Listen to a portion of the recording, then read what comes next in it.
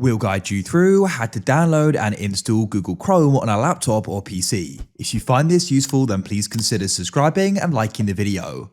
Google Chrome is one of the most popular web browsers out there. It's one of my favorites as well.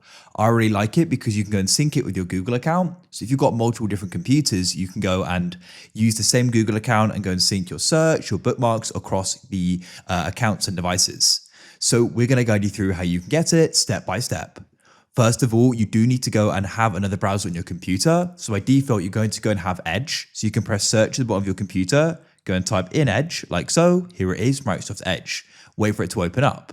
You can then go and press in the search the web bar, and you want to go and type in Chrome, type in Google as well. And then what you can do is scroll down, and we're looking for google.com. As you can see, here it is. Go and click on it. Then here we are. So here it says it's for Windows 11/10, 64-bit. Most systems are going to be that now.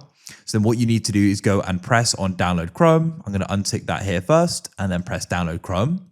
Go and wait for it to go and download. It shouldn't take long. So you can go and run the installer from the downloads, or alternatively open up your file explorer. And what you can do is come to the left and go and press downloads, and you can then go and find the Chrome setup. Double click this and you'll get a Windows security pop-up you need to agree to. Now, as you can see, it's now downloading here. So go and be patient, because essentially what we just downloaded there was the Chrome setup file. So now it's downloading the main files. While we wait, we'll just go and close what we've got open here.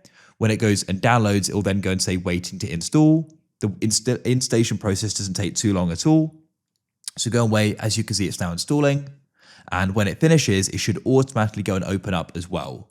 As you can see, here it is. So it's now launching, and we're now saying we can go and sign into Chrome. So you can go and press don't sign in if you want. I'm going to sign in so I can access all of my data. So let me go and enter in my email and then my password. After you signed in, you'll get prompted if you want to turn on sync. I want to, so I'll press yes, I'm in, and I'll set it as my default browser. And here we are. Now we can go and start using it. I'll press set default here. And here we go. If you found this guide useful, then please consider subscribing and liking the video. I look forward to helping you again in the future with more guides. Have a great day. Goodbye for now.